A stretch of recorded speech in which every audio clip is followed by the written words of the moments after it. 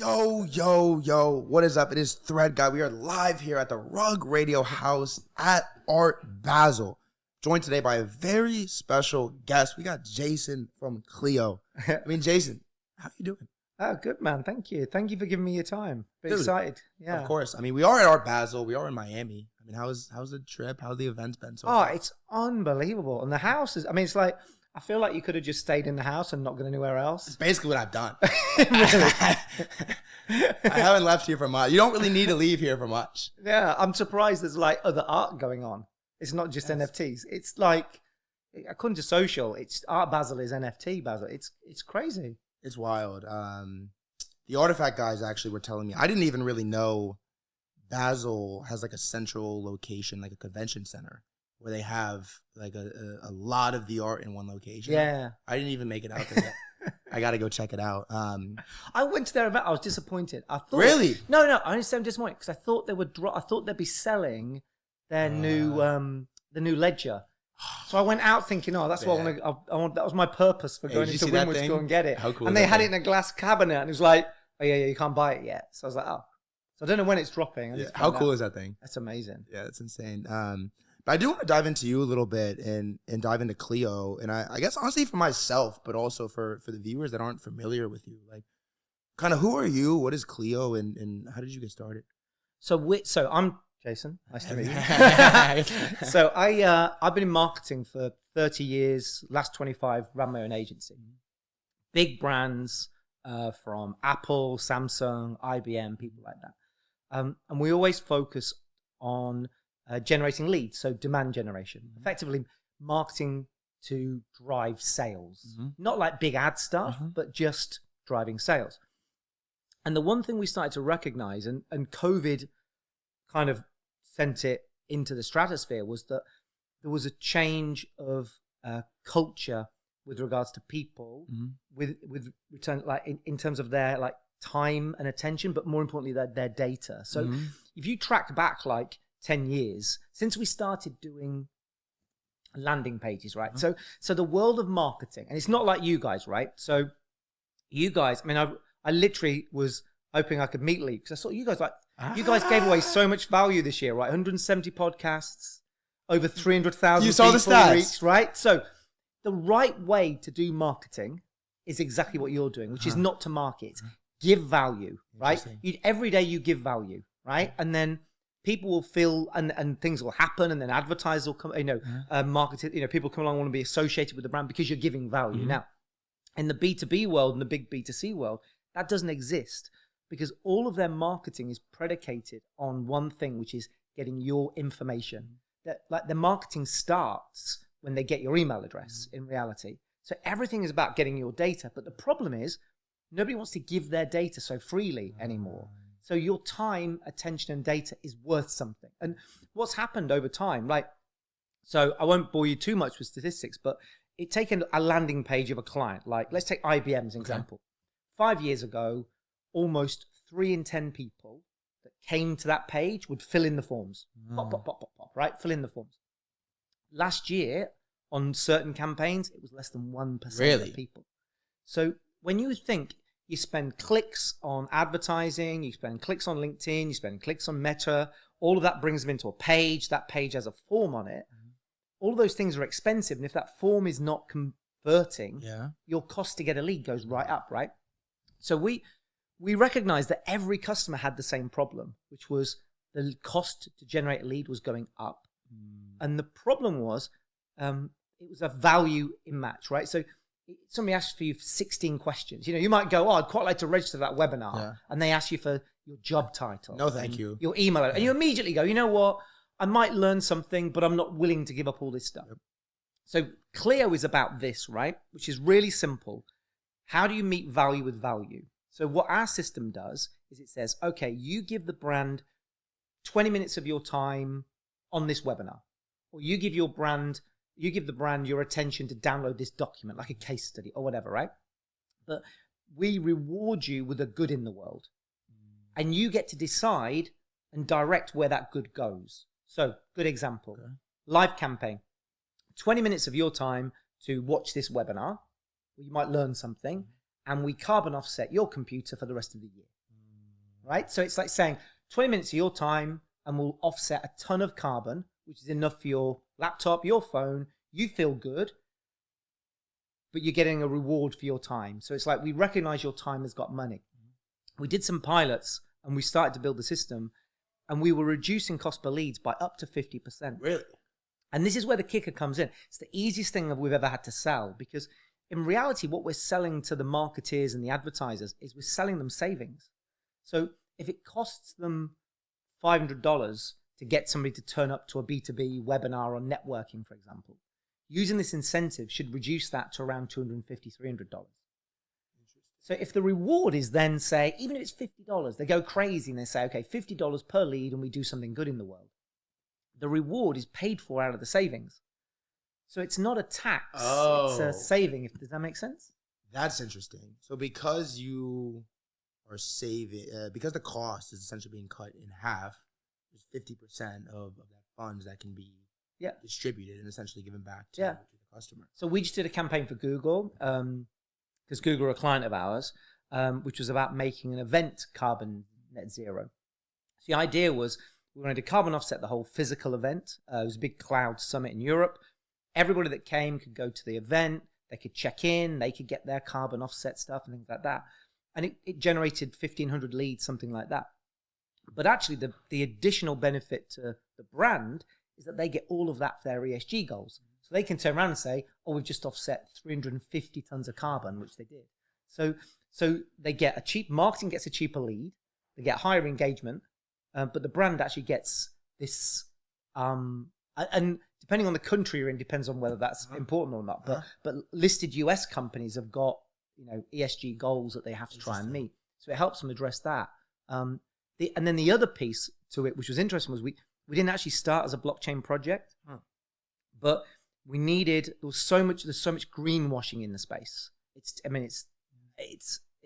a murky world when you get it. Wherever there's money being made, So what do you mean by greenwashing exactly? Explain that. So greenwashing is people buying and reselling carbon credits. Okay. Like how can you sell a carbon credit twice, right? And even some brands are doing things that you would say are not. So one, I won't mention the name, so I don't want to get in trouble. But they make a lot of phones, small ones, very popular. They wanted to achieve their ESG goals, so they bought a load of woodland. That's what they did, existing forests. And then what they do is they say, oh, we're protecting these forests. So then they claim what carbon offsetting value is from those trees. But the point being, that those trees existed yesterday. They existed before you bought them. You didn't add anything. Yeah, you've not added anything. You've not done anything net new. So we needed a way of being able to track everything that anybody could check, that you couldn't double count. And that kind of led us into the blockchain. So the two Web3 pieces are the blockchain handles the transactions of value, like the money, through a token. But then the user, so if you did something for Google and you got your ton of carbon, or for Hewlett-Packard and some trees were planted, and we're doing a big campaign now with a bank for taking plastic out of the oceans, because they issue cards, stuff like that. And we use NFTs as the completion certificate. So what the user gets is a token for their time, and then effectively they buy an NFT with that token, and that gives them their record of completion. So part of Art Basel for us is, and you guys have pitched me way too hard. I mean, there's like snow throw outside. I'm like, I can't even look at some of these people, right? I'm like, oh my God, hang on. It's like, never meet your heroes. Fix my hair real quick. Yeah. So the idea being that actually, if we make these NFTs also collectible, so it's art but backed by good in the world. So if we get people to donate something to a cause, we've got like split royalties and stuff like that. But if they become collectible, and let's say they get traded, well, then the cause gets more. So we're doing a campaign now with a Marvel artist to build a school in Nepal, and we designed it in a way that there would be collectible. People can collect the set, but in doing that, the trading percentages that go back to the source will go to the kids in Nepal to help build the school rebuild program. You see, so it's a little bit. Well, it's a lot for good. The initial thing is about trying to help people with their marketing pipeline, but it's taken us now into lots of different avenues in terms of how, once you've got the platform, you can use it. And what's nice, I promise I'll pause for breath. What's nice is that we didn't need the blockchain. We didn't start with the token, the blockchain. We needed it. And we didn't do a ICO to raise money to build the thing. We actually built it, and now we're going live with the token. Interesting. When we've got customers. Interesting. So it's not like a promise, So can you explain the token ecosystem of Cleo a little bit? So you mentioned the NFT side. Is there also an ERC20 involved or no? We're on Polygon. Okay, you're on Polygon. And so can you explain that process a little bit of how could I, as a new user just got onboarded, actually get a token in my wallet? Yeah, so we initially, there's two places to get the token. To earn the token through taking part in a campaign, or secondly, on Monday, which is probably after this goes out, we're launching the token, so you can buy the token on an exchange. Okay, the token isn't launched yet. Yeah, so okay. token. Okay. Yeah, token launches on Monday on Bitmart. So the main function of the token is to be money in the application, right? So we wanted to build out the project from the money, which is the advertisers, right? So we're starting, and we've got some amazing customers like Lenovo, MasterCard, HP, Google, HSBC. I think we're just about to do a campaign now with NatWest, for example. So, and like I said, it's easy to sell because we're selling them savings. So the token is money in the system. So the advertiser wants to reward you for your time and attention. We agree a value. So is it $5, $10, $100, $1,000? What's the reward per lead? That gets tokenized and then distributed to you for your time. So once you complete the task, you get the token, and then you are directed to the marketplace to then say, out of all of the SDGs, which are the UN stuff, out of all the SDGs, which ones do we want to support? Because we can't tell people what to care about, right? Of course. It's like, I could say, we plant trees, but I'm not excited about planting trees. We're doing a new one, which is, I'll tell you about it in a second because it's my passion project, which is about feeding kids. But back to the token. So it's the money in the application. So it's got quite a lot of velocity. But we also wanted to apply some smarter tokenomics to it. So it's deflationary. So 5% of our revenues deflates the token. Okay. And the other bit which we're quite excited about is we're setting up an impact investing DAO that's owned fractionally by the token holders. So we've got a load of VCs coming to say, can we list on your platform? But also we're trying to raise money. So we said, well, we've got money. So why don't you pitch to our token holders? And the token holders can decide, a bit like Dragon's Den for impact investing. Okay. We like this project and this is in seed. So we've got 3 or 4 really interesting opportunities in January to pitch to our token community. Yeah, so the idea of the impact investing DAO is that the token holders fractionally own it, but they can decide what happens. So if they want to leave all the money in it and roll it in, of course, as we grow, we'll be putting more money in that they can back. Or if they want to divest some of the funds and distribute it or burn more tokens, that's part of the community. So we really wanted to give the token holders a vested interest, not just financially, but also in what we're supporting. Because I don't think the technology exists today to get us out of our problems. Like planting a tree isn't going to fix the problems of humanity. And we need some really bright people.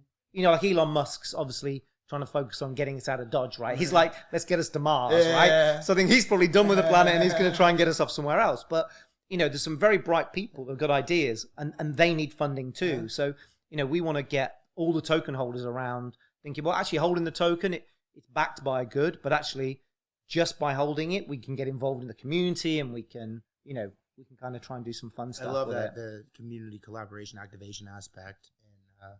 And one more thing that we have to cover is, tell me about this passion project. Okay, no, brilliant. So I've got 2. So when you've run a commercial business for 25 years, you look and reflect and go, I've sold a lot of tin, which is what I've done.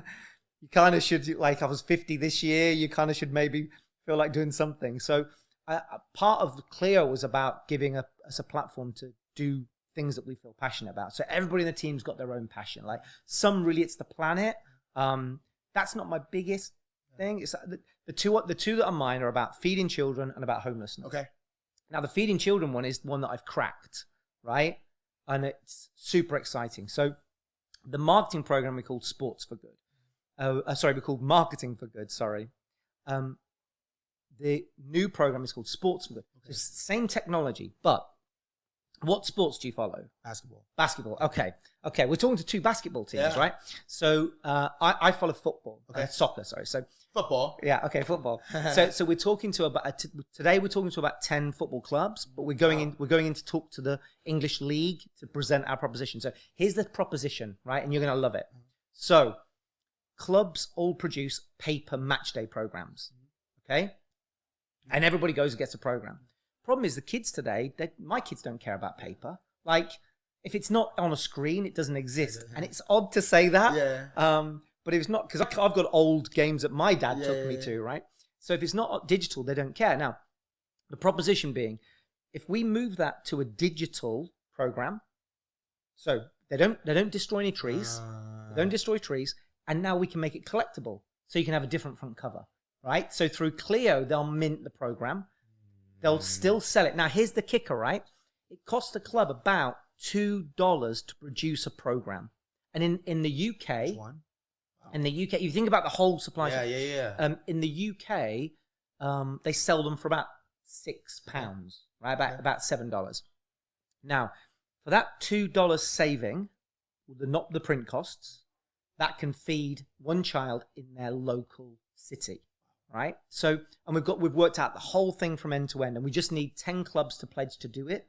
And then we're at the races. So the idea being that we are doing some offsetting stuff with some clubs, but that's very abstract, right? We plant a tree where? Oh, Madagascar. Like most of the people can't point to Madagascar on a map, right? But some of our cities in the UK that are very big football cities have got a rate. I'm not going to point to any cities in the north, particularly, but there are many cities that have food insecurity with children. That's what we call it in England. So what that means is that children aren't regularly getting a healthy meal. So they're not guaranteed getting a healthy meal each day. And for a lot of them, the only healthy meal they get is at school. So on a weekend, they get nothing, or they get something very cheap. So a football club is part of the community. A sports club is part of the community. So if they sell 15,000 programs on a Saturday, for no cost to the club, just through the saving, because they've digitized their IP, just through that saving, they can generate 15,000 meals on a Saturday, all distributed on chain. And then what we're doing for the kids is the claim process is a bit like a PO app. So they'll come through, then they'll claim it as it gets distributed. But we're taking our money out of that, our revenue, and we're reinvesting it back in experiences with the club. So these children that are already in food insecurity, they can win a match day ticket, or they can win a shirt, or a lot of the clubs we're talking to want to put on special events for the kids. So they'll do like they'll get like a legend doing a tour. Yeah. So they'll go, okay, we'll organize a bus. So the idea being that you get the meal, but then you can win like a digital scratcher. You can win an experience that you can't buy. And then the other kicker then for the clubs is these are the fans of the future. Yeah, I was just thinking that. Yeah. Right? Every single kid that gets helped or impacted through this experience is now a fan for life. Yeah. Right? Yeah. Fan for life. And the thing is, it doesn't cost the club any money. It doesn't cost anything. It's out of savings. And of course, the club's PR departments will be saying, we're going to try and feed 1 million children this year. And that's great. But in reality, they're not actually spending any money. So we're saying, well, maybe if you want to top it up and you want to contribute more, but the proposition is we're not going there asking them for money. We're saying, no, there's a better way for you to release your IP to your fans.